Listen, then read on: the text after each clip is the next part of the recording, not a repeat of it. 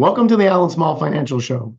I want to thank everyone for taking the time out of your busy day and sharing it with us, as always. I said on our last show that I felt 2024 would be very tricky to understand and be able to predict. And in my opinion, things are playing out already as I anticipated. Stock market has been moving higher in January, but why has it been moving higher? How long can this run continue? And what's causing the markets to move higher? These are the questions that I've been getting from investors over the past few weeks. Well, we're going to attempt to answer some of those questions today, and actually a bunch more questions we're going to attempt to answer with respect to supply chains and in the best companies to invest in right now. What is the best company to invest in today? What is the best company in the world today? We're going to attempt to try and answer that as well. So let's take a look at some of the topics that we have for our show today. Why has the S&P 500 and the Dow hit all-time highs? We're going to delve into that. I have a few theories as to why that is and why this year will be a positive year once again. Top 3 things to consider over the next 10 business days. We always like to have 3 things that I consider as very important to consider before you make your investment decisions. Bank of Canada rate decision. We had a Bank of Canada rate decision earlier this morning, 9:45 a.m. And interesting enough, they did absolutely nothing, which is what we all thought they would do. However, they did take on more of a dovish tone, or a tone that told us that the next rate hikes will probably not happen, and that where the next movement of interest rates is going to be to the downside. When are those decrease, or when is the decrease in rates going to happen? Well, the Bank of Canada didn't say, but they're looking at things from the perspective of being sufficiently restrictive, having interest rates sufficiently restrictive today. How long do they need to keep rates in that at that level to be restrictive, or can they start to loosen up the interest rates going forward? We'll talk about that as well. As I said, what is the best company in the world today? We're going to have a bit of a debate on Microsoft versus Apple, the 2 biggest companies in the world today, both of them reaching $3 trillion. That's trillion with a T in market cap. First time to have 2 companies that have reached the $3 trillion mark. Supply chain headwinds. What's going on in the Middle East? What's going on in the Red Sea, Straits of Hormuz? What's happening with supply chains? Why are companies a little bit nervous today with respect to getting goods received or receiving goods from other parts of the world, especially Asia, because of certain things that are going on in the Red Sea? We'll speak about that. Building a portfolio. Building a portfolio isn't rocket science. It's all about, in my opinion, it's all about listening to the investor sitting across the table from you, understanding what they want, understanding their risk tolerance, and then building a portfolio to meet their needs, building a portfolio to get or obtain the rate of return that they're going to need to reach those investment objectives. So again, we're going to talk about building a portfolio and how I build portfolios and where I start. What do I use as a core component of many of my portfolios? And lastly, your questions. The questions that I've received over the last couple of weeks. We also would love to take your questions if you have any today. You can put them in the chat box. You can send them to us during the course of the show. I'd love to see them and hopefully answer a few of those questions at the end of the show. So without further ado, let's move on with the show.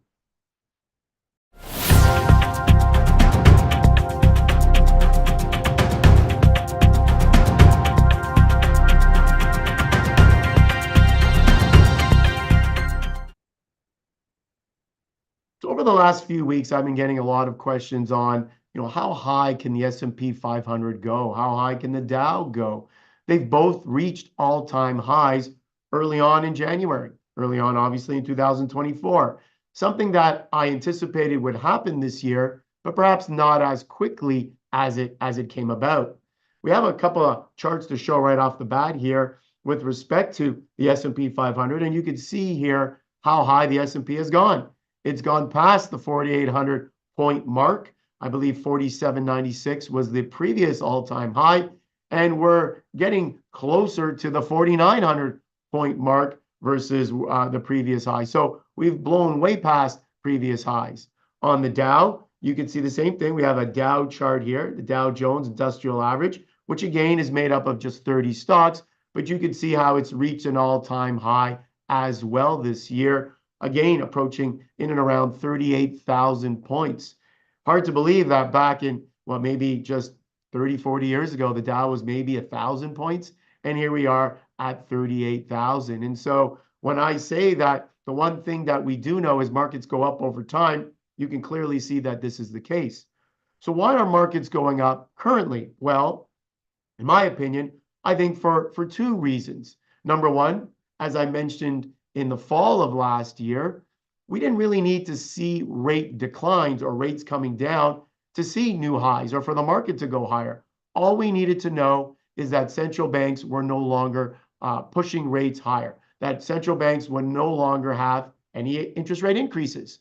And we got that information, or we continue to receive that information from both the Federal Reserve and Bank of Canada.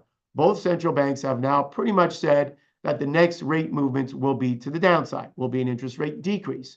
So that's been a positive. And the market, once it heard that news out of the Fed late last year, the market really has never looked back in the US. And we're hearing now the same talk out of Canada, the Bank of Canada, and now we're seeing the TSX have a great end of last year and a good start to 2024 as well. But let's say they don't lower interest rates anytime soon. Many people were expecting the Fed and maybe Bank of Canada to lower interest rates by March or April. Now, because the economy has been so resilient in both countries, we're now looking at perhaps a mid-year decrease or maybe even a second half of the year decrease in interest rates. So will that stop the run? Well, in my opinion, no, because I think the way the market is looking at things is if the economy continues to be resilient and strong, well, that's a good thing. And the market should go up because of that, to reflect a strong economy. U.S. economy is growing still over 2%. Quarter number 3, it grew well over 4%. Here in our country, we're growing by just a little bit, albeit, but we're still in growth mode. We still haven't pulled back into some sort of mild recession. We haven't seen any negative growth as yet. Well, we saw it last quarter, but we still haven't seen 2 quarters. And according to the Bank of Canada this morning, we're sort of flatlining here. So if the economy continues to chug along and not go into a mild recession in Canada or some sort of pullback in the US, I think the stock market will continue to move higher. But if we see these two economies, their economies start to falter, in the US, in Canada, we start to talk about mild recessions once again, I think the central banks will cut rates to stimulate, to get us out of that recession or that mild recession. So I think we're in a win-win situation. The economy continues to do well, stock market will reflect that and do well. If the economy falters, well, I think central banks will be quick to cut interest rates to stimulate so that the economy can get back on its feet. And I think the stock market knows this and knows that it's in a win-win situation and understands that there will be gains to come for the 2024 year. And I think the stock market understands that these gains may be less than last year. I'm predicting more of a 10 to 15% growth rate for the S&P 500 versus the 24% growth rate we had last year. I think the TSX can do easily another 7 to 10% like it did last year. Coming into this year, I thought a lot of the gains would happen in the second half of the year when we started to see those interest rate declines. But we're seeing them now because the market is anticipating those interest rate declines. So why has the S&P 500 and the Dow reached all-time highs? Because this market is looking ahead, and when it looks ahead, it sees an economy that is doing well, and if it stumbles, it sees central banks coming in to stimulate so that economies can get back on the right track once again.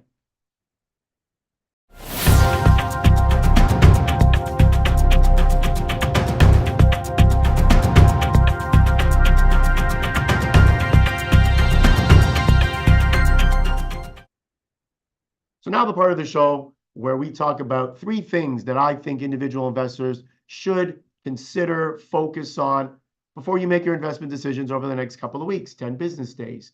And we have 3 things here. You're going to notice a technology slant or bias, and rightfully so, because technology right now continues to drive these markets higher. So the first topic is the technology sector in general. Technology, as I say, is continuing to drive the markets higher. The Magnificent Seven continue to drive the markets higher. Maybe now the Magnificent Six. A lot of people are taking out Tesla because it hasn't fared as well recently. We're going to touch on corporate earnings, the corporate earnings season. Some of the companies have reported already. Some of the biggest banks in the United States have reported. Railways have reported. Airlines have reported. We've seen about 62% of corporations that have reported beat expectations, which is below the average that we normally see. The third topic that I want to touch on are stock valuations. Are we getting or pulling to today from the future gains? So are we pulling to today the future gains that we would see in the markets? So gains that we may have seen in the second half of this year, are we pulling them forward to the first half of this year? And is this setting us up to have a weaker second half? So I think that is also important for individual investors to consider. So let's talk about the first topic here, which is the tech sector. And what I wanted to touch on right away is this Magnificent Seven or Magnificent Six, the Mag Six, whichever you want to call it, and how they continue to do well. They continue to move ahead. The largest tech stocks in the world today, largest companies in the world today, continue to power the S&P 500 ahead. But not only have we seen the Mag 7 power this economy ahead and the stock market ahead, but specifically, or more specifically, we're seeing chips, chip makers, semiconductors really do well. And I think if you're an individual investor, you need to take a look at the tech space. You need to look at the biggest tech names in the world today, but you also need to look at some of these semiconductors or chip makers. Why? Because a lot of these chip makers are involved in artificial intelligence. And as we know, artificial intelligence, the two big words that if you use them in a press conference or talk about how your company is involved in AI, that is a recipe for success for your stock price. Stock price just zooms higher. So I have a bunch of charts to go through today. And first one is NVIDIA. And you can see NVIDIA chart. Most artificial intelligence today use NVIDIA chips. And you can see how well NVIDIA has done, up to $600 a share, over $1 trillion in market cap. They're pretty much the driver of artificial intelligence. We're starting to see or hear more and more of other companies like AMD and like some other companies looking to have their own chips. Intel would be another one. But overall, I would say the dominant market share in artificial intelligence regarding chips is still with NVIDIA. And you can see how well their stock has done. We have a chart, my next chart, AMD, another chip maker, semiconductor. And look how well AMD has done. And a lot of people have asked me recently, why has AMD done so well? Well, again, it is right now, in my opinion, the #1 competitor to NVIDIA. And also, they do a lot more than just artificial intelligence. They have their chips in PCs, for example, personal computers. And there's a lot of talk about a PC refresh going on, getting artificial intelligence into the PCs. So that's a win-win for AMD. AMD also puts their chips in things such as Internet of Things, automotives, cars. So they're in many different places, servers. So AMD is a very large company today, having their hand in many different areas of the market and technology. Micron, another chart that we have here. Now, Micron, I guess, has obviously business to do with artificial intelligence, but Micron is considered more, they produce chips that are involved in memory, NAND memory. So memory, having memory in your computer, that's what Micron does. And you can see how well Micron has done in the past, let's call it 3 months or so. Stock was down in the 60s. Today, it's getting closer to 90. So again, another chip maker, another semiconductor that has had a tremendous run. The last one I'm going to show for you today is a chart on Qualcomm. Qualcomm, another company that's going to benefit, that has benefited from artificial intelligence. Qualcomm, obviously, their chips, we know them for going into handheld devices, your phones to get your 5G. We also know Qualcomm has also moved into the automobile space with chips in the automobile. And we also have been hearing rumblings that Qualcomm is going to benefit from a PC refresh, and they're starting to get their chips in more and more places as well. So when we look at technology, in particular, some of the semiconductors, we know that these are the companies that have been powering the market ahead. And in my opinion, I think if you're looking for growth in a portfolio today, you need to look at technology. It's not like technology is going away. It makes up the largest component of the S&P 500 today, not the largest component of the TSX, of course. That is more for banking. But on the S&P, US markets, tech is the biggest sector. And I think it's something that you definitely want to consider before you make your investment decisions. The second topic I wanted to touch on is the topic of corporate earnings. And we know that we've already seen about 10%, as I mentioned earlier, of corporations reporting earnings, and earnings have been mixed. We've seen about 62% beat earnings expectations. That's down from about 77%, which we normally see. Normally, we see between 75 and 80% of companies beating the expectations, beating what analysts are expecting their companies to report. So what does that tell me? Well, it tells me that things are slowing down, which we already knew. We knew things were slowing down in the economy because we're seeing inflation come down. We're hearing the Federal Reserve, the Bank of Canada, talking about the economy slowing. So that's playing out or being reflected on these earnings and earnings season. However, one company that just reported that actually saw a tremendous increase in their business is Netflix. And we have a chart on Netflix today. And here it is. Stock price now, I can tell you, is over $500 a share. Netflix reported over 13 million new subscribers. It is the largest increase in subscriber, largest growth that we've seen for the fourth quarter ever. And it is the largest amount of new subscribers that Tesla has taken on since going back to the COVID days when everybody was at home and everybody signed up for Netflix. So Netflix stock is way up today, up last time I checked, over 11%. Now, a tremendous company, a very large company, leader in their space. So looking at corporate earnings such as Netflix, do you want to own Netflix today? Well, might be difficult since they've already had a tremendous run higher and they're trading at high multiples. Another name that is about to have earnings is Tesla. And we have a chart on Tesla here. Tesla will report earnings tonight. And Tesla is all about how many cars can they sell? Can they produce to sell? What are their price points on their cars? I heard rumblings today that Tesla is about to produce a car to be sold in the US that will cost people $20,000. $20,000 to get into a new Tesla.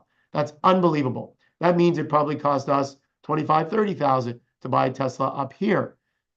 I can see more and more people getting into a Tesla if it becomes a lot more affordable. In general, we know EVs, electric vehicles, are expensive.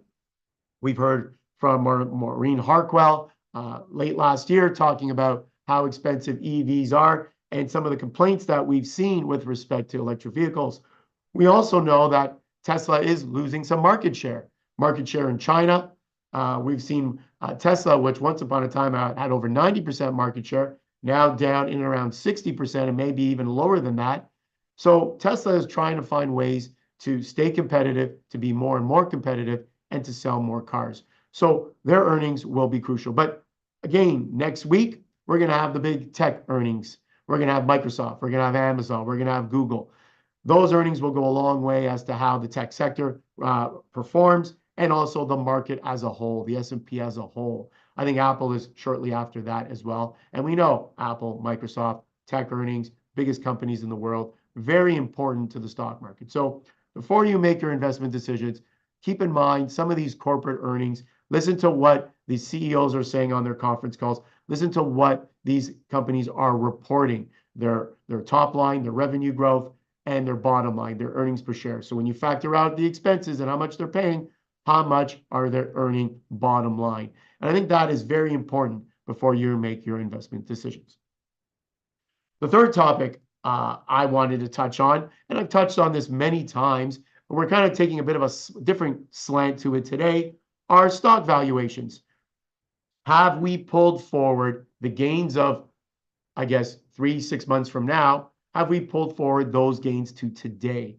And that's, I think, a lot of people's worry. A lot of investors are worried about that because we're starting to see certain companies PE ratios start to be a little bit stretched, a little bit more stretched than they used to be before. Just a short while ago, back in the fall, we're starting to see the price of the stocks in general on the stock exchange, New York Stock Exchange, even in some places on the Canadian or Toronto Stock Exchange, start to get ahead of its earnings. So a couple of stocks I wanted to point out. We have a few charts for that, talking about stock valuation. First one is Amazon. I love Amazon. I think Amazon's a fantastic company. It continues to be a top pick at many investment houses, or with many investment houses in the United States today. Amazon trading at just under $160 a share. Last time I checked, it was higher this morning. And it's a name, though, that I have here trading at a PE ratio of over 50 times. Now, once upon a time, it was over 60 times. And then when the market pulled back, it got down a lot lower than that. But now it has surged. Price to earnings ratio, meaning the earnings are not keeping up with the price gains. And I know that everyone's talking about Amazon as a future opportunity, and I believe it is. So I continue to buy Amazon, but a little bit more cautiously, because I'm seeing that from a stock valuation basis, it's getting a little bit frothy, a little bit high at this point in time. Another name I wanted to touch on, which we have here, is Alphabet or Google. Now, Google trades at 26 times earnings, a lot cheaper than an Amazon does. It's growing their cloud business, for example, somewhere around 26% a year. It's growing its top line. Its profits are growing in that 25 to 30% range. So are they as expensive as Amazon? Probably not. And Google is a name that, if I look at the Mag 7, the top 7 companies, top 7 tech companies that have been pulling the stock markets higher, I think Google is probably one of the cheaper names, and a name that, again, for those that can handle the risk of owning a name like Google in their portfolio, I think it's a name you want to consider. However, we're noticing that just a little or short while ago, PE on Google or Alphabet was in the low 20s, and now it's creeping up into the high 20s. So again, from a stock valuation perspective, you're going to have to do your homework. Find out what the growth rates of some of these companies are to see if these companies are growing at a reasonable price. GARP investing. I am a GARP investor. Growth at a reasonable price. The third stock I have here is one I've shown many times. And before I came on the air, I was talking to some of my assistants, and we were talking about Meta. How Meta actually touched $400 a share to just this morning. And Meta, another name, trading at 27 times forward earnings. It's a name that I continue to look at, and on dips, I continue to buy. 2 billion users of its apps on a daily basis, so more than 2 billion users of its apps on a monthly basis. You figure there's 8 billion people in the world today. A bunch of those don't have internet connection or access to internet. So it is quite possible you're looking at, a good percentage of the world using Facebook or Meta apps on a daily basis, which is such a powerful tool. And Meta has continued to go up, and up. You can see here by the chart. And their PE multiple is also starting to rise. Their PE multiples were under 20 not too long ago, just over 20 not too long ago. And here we are in the 25 to 30, the PE of 25 to 30. And so for me, valuations always continue to matter. If you're an investor today looking to make investment decisions, valuations always matter. You want to look at growth. You don't mind paying up for growth, but you want to do it at a reasonable price. And I think the last chart that we have here, which talks about price versus earnings, which I think is a fantastic chart, probably my favorite chart of the show, and that is the S&P 500 change in forward 12-month EPS, earnings per share, versus a change in price over a 10-year period. And you can see what periods of time price got ahead of earnings. And you can see for a while there that, I guess, from, 2021, 22, prices started to go, 2021, prices were elevated above earnings. You can see in 2022, prices came down below earnings. So things became a lot cheaper in 2022. And we talked about that, how companies were doing well still doing well, but because interest rates were moving higher, investors didn't care how well companies were doing. They just focused on higher rates. And so prices came down, earnings hung in there, stayed relatively upbeat or higher. And so prices went below. And here we are. If you look at the right-hand side of this chart, the last part of the chart, you see prices going well above earnings per share. Now, does this mean you should go out and sell your stocks if things are getting expensive? No, absolutely not. This is just a general commentary on the markets in general. Within the market, I think there's still a lot of things that are cheap. As I told you, I still think within the Mag 7, which is probably the group of the most expensive stocks that exist on the S&P 500 today. But I think within that group, I still think there are companies that are relatively cheap as well, such as Google. So in my opinion, you want to look at stock valuation, but you don't want to get carried away and say, oh, market's at all-time highs. It's not a good time to buy. Because when you look at stocks or the stock market at all-time highs, and if you were to think about, oh, this is as good as it gets, and you were to sell, we know that when a market reaches all-time highs, 12 months later, it is usually even higher, maybe as much as 10% higher.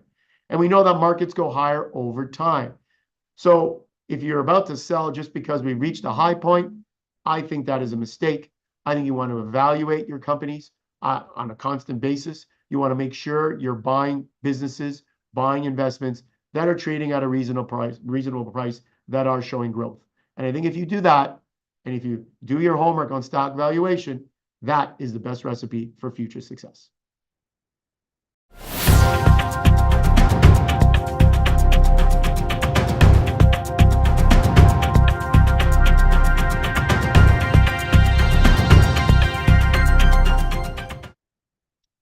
Bank of Canada announced a rate decision earlier this morning, 9:45, kind of a different time. Usually they come out at 10. Maybe they're a little excited and wanted to come out at 9:45. They had a press conference at around 10:30. Basically, there were no change in interest rates. And I think what the main takeaway was for all of us investors, or should be for all of us investors, was that the next movement, for the most part, he didn't, Tiff Macklem, the head of Bank of Canada, didn't come out and actually say this, but he believes if things keep going the way the Bank of Canada feels they will go, the next rate movement will be to the downside.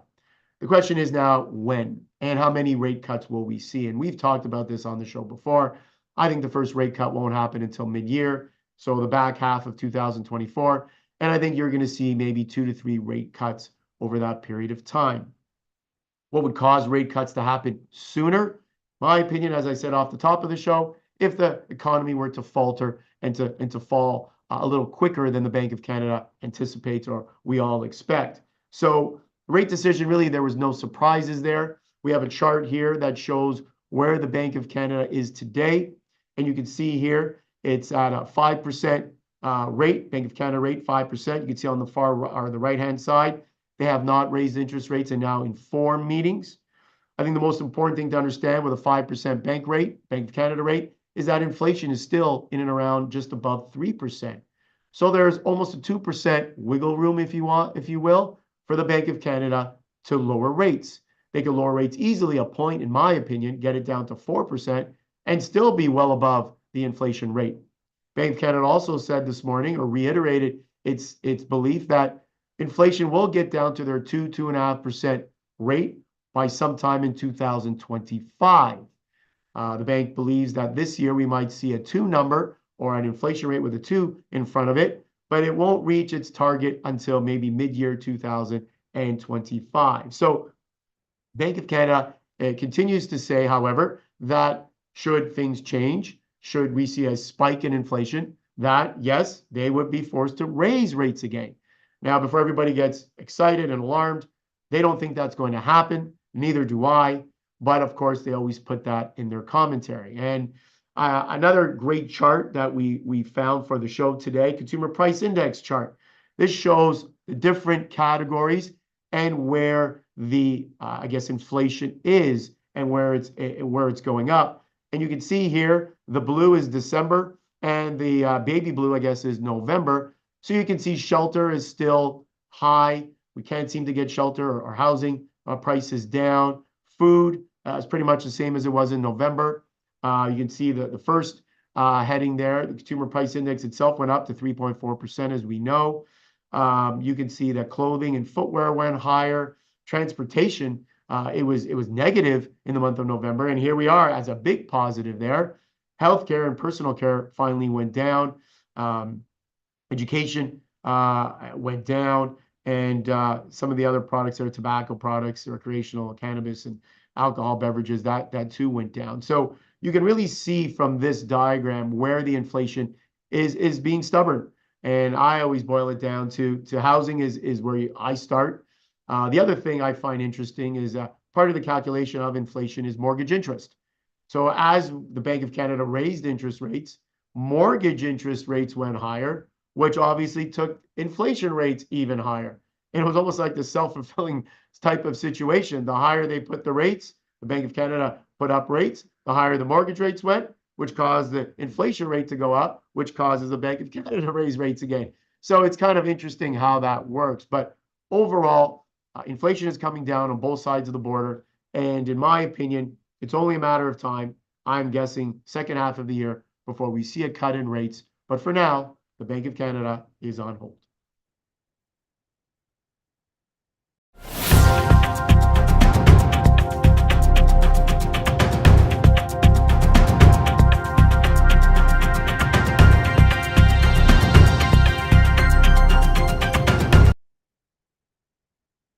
So if I asked all of you today, what do you think is the best company in the world?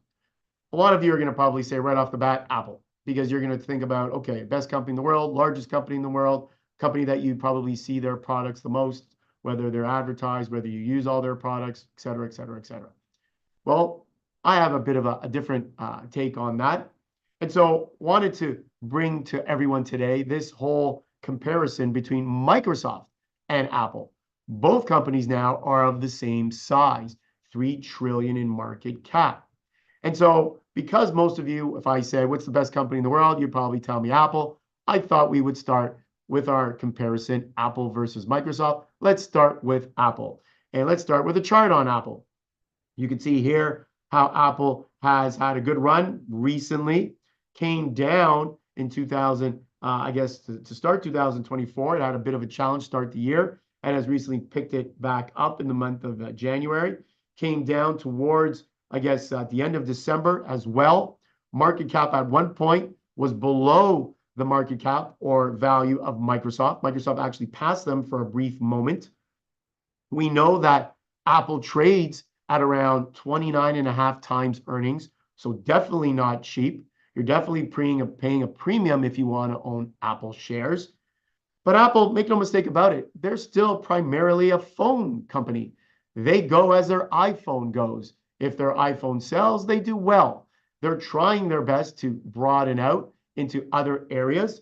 They're trying to broaden out into services, and services is starting to make up more and more of the company's profitability. They're also, they have their iMac and their iPad and their iPods and the iWatch, which I have right here. And recently they came out with their goggles, right? Their virtual reality goggles that they're trying to sell. And apparently they're selling quite well. So Apple continues to broaden out what their business is, try to have more products in their mix. But as I look here, I see earnings growth is projected to be 5.5%, 6% this year. EPS growth, that was top line growth, 5 to 6% this year. Earnings per share growth, 7.5% this year. Revenues in and around 5%. So when you're trading at 29.5 times earnings on a forward earnings multiple basis, and you're growing earnings at best high single digits, or you're growing top line high single digits, in my opinion, that's not a name you want to buy today. Now, because of Apple and its glory, its former glory, you may not be so quick to sell your shares of Apple. So I would say Apple as a whole today. And because it's still primarily an iPhone company, I think the number one company in the world today is Microsoft. Microsoft, which we have a chart on, which we'll show right now. Microsoft is in all the areas that, in my opinion, an investor wants to invest in all of the areas of growth that we see today. And look at Microsoft, in and around $400 a share. I believe they passed $400 a share just this morning.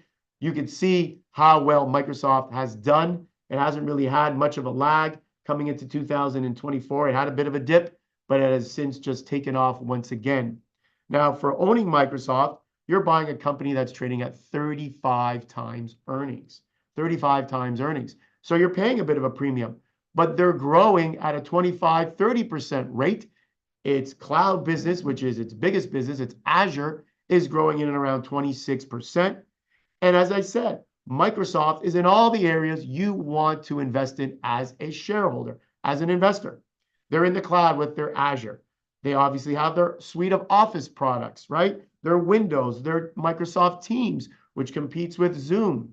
They have their Xbox, so they're in gaming. They just bought Activision Blizzard, which, the famous,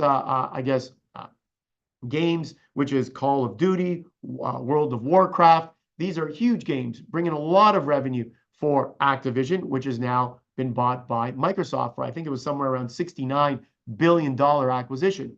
So that's going to align with their Xbox. So they're in gaming. They're also in social media, right? They own LinkedIn. LinkedIn, many business folks use LinkedIn to communicate, to get to know people, to grow their business, to advertise. So they're in social media. Obviously, I don't have to tell all of you how important social media is to everybody's business today. And last but definitely not least, they are artificial intelligence. Their foray into ChatGPT and OpenAI, investing $10 billion into OpenAI and using artificial intelligence now into their starting with their search and eventually filtering into all their products can only make the company even better. So you have a company trading at a multiple of as I said, 35 times, but it's a stock that has double-digit growth rates, 25% growth rate, especially in their cloud business. And in my opinion, it is a company today that it checks off, all the boxes are checked off, and where you want to be as a company and where you want to invest your money. So now, is this a green light for everybody after watching the show today to go out and buy Microsoft shares? Absolutely not. Obviously, it has to fit your risk profile, your investment objectives, and you have to be comfortable buying the name at such a premium. But it is definitely a name that I would look at buying on the dips if there are dips going forward.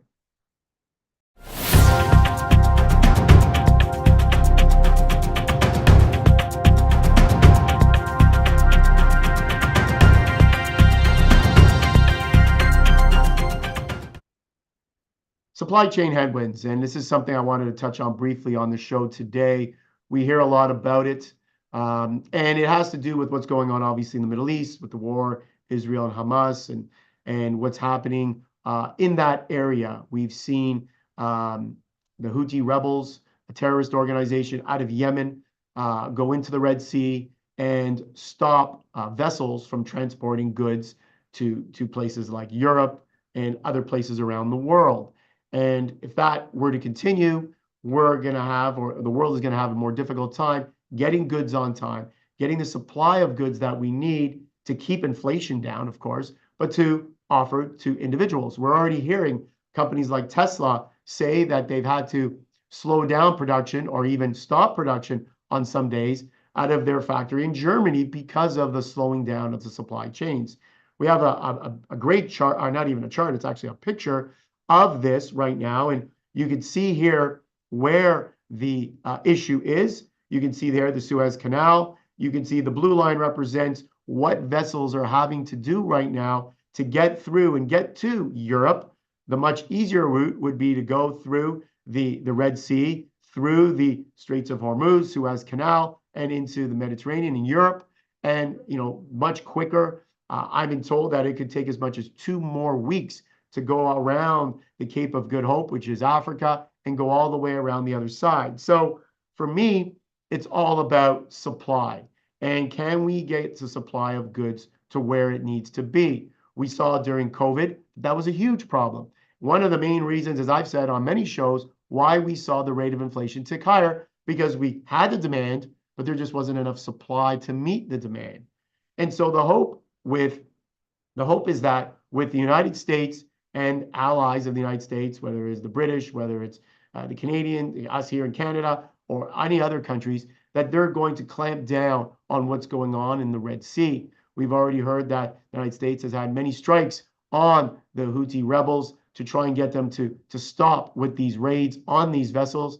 But of course, these rebels, this terrorist organization, continues to say that they will continue to attack these ships of Israeli ships or U.S. Ships that are bound for Israel or the United States or England, anywhere in Europe. They're going to continue to attack. So I don't think that these supply chain disruptions are affecting us as yet.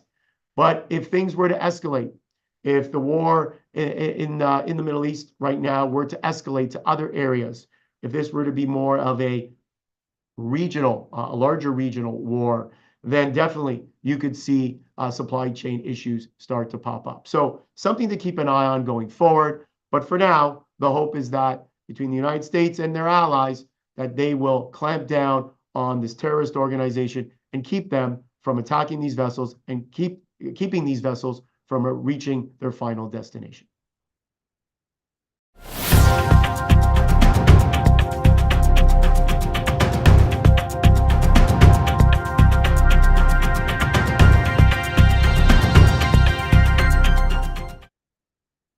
Building a portfolio. Now that's what I do every day. I tell people probably 98% of my time is building portfolios.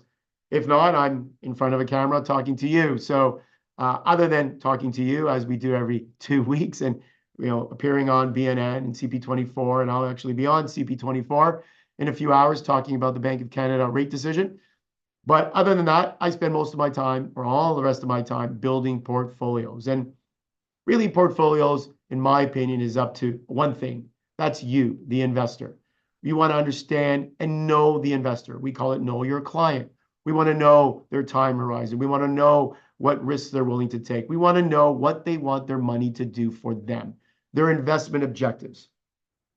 And then once you know the investment objectives, you then can move to putting a plan together that will get them the rate of return that they want to get to meet those investment objectives. So if you only need to, I guess, have a rate of return of 3%, then you could probably get that today owning low risk bonds, money market funds, GICs, things of that nature.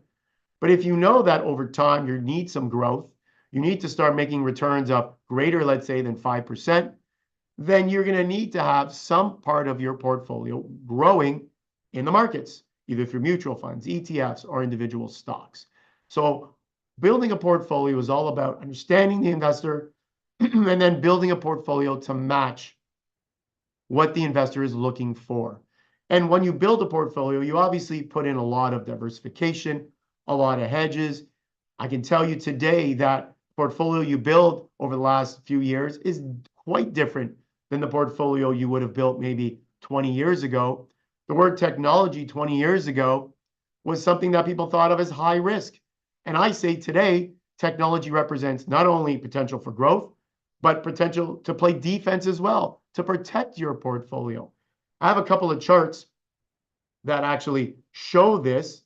And first one here is Invesco QQQ, which is the technology chart. And you can see here how well this has done. And more importantly, in 2020, if you go back all the way to the left-hand side, you saw a dip there in technology as a sector. Invesco QQQ shows us that. But then a quick rebound about midway through the year. So we had a short dip and then a very quick rebound. So that tells me that tech fared a lot better than many other asset classes and many other sectors of the market. So when we look at tech, let's look at Apple. And let's look at how Apple did at that time as well. Now, Apple, if you go back to 2020, had a very similar dip. But again, the dip was very minimal. And Apple really took off from there and never really looked back, heading into 2021 on a high note. So what is my point? I guess is that when you look at times in the market that are difficult, that are volatile, technology over the last bunch of years has definitely come to the forefront as something to invest in that will not only help you grow, but when times are difficult, protect you. We know that the more conservative names or investments in the world are usually your largest names in the world. So what are your largest companies in the world? Apple, Microsoft, Meta, Google, Amazon. These are all your tech names. And they are also names that have grown the most, but they're also names that have been the most resilient, the names that have been able to bounce back when times were tough. So when building a portfolio, if you want to play defense and offense, I think you got to look to tech, as I said earlier in the show. I think you want to look at the Mag 7, have a piece of technology in your portfolio. Makes up almost 40% of the S&P, and it should be in a growth portfolio, most definitely. Another sector of the market, and this is a powerful chart that I wanted to show. Again, another favorite of mine. It's a chart on bank stocks, Canadian bank stocks over the last, let's call it 30 years or so. We always say bank stocks go from the bottom left to the top right. Well, let's take a look at this picture here because it tells us exactly that. There are points in time where bank stocks have pulled back, obviously in 2022, obviously at certain points before that. But I think another pullback, yes, in 2008-9 was another big pullback, just looking at my chart here. But we know that when you invest in Canadian banks, these are banks that have never cut their dividends. They've always gone, as I said, from the bottom left to the top right in charts. They've always shown growth. And in my opinion, it's the one sector that I can sleep at night and that many investors can sleep at night knowing they own as part of the core component of a growth and growth in income portfolio. So when building a portfolio, you want to look for things that you can grow with, look for things that you can play defense with if times get tough. You want to add certain investments that pay good dividends. You want to add things that maybe are on the low risk side, pay good interest. And now we know you can get a money market today fund paying almost 5%. You can get short-term bonds paying 5%. There's a lot of choice out there. And that's what portfolio construction is. Diversification, understanding your investor, understanding their needs, their wants, and building the best diversified portfolio out of offensive investments, but also defensive investments that you can.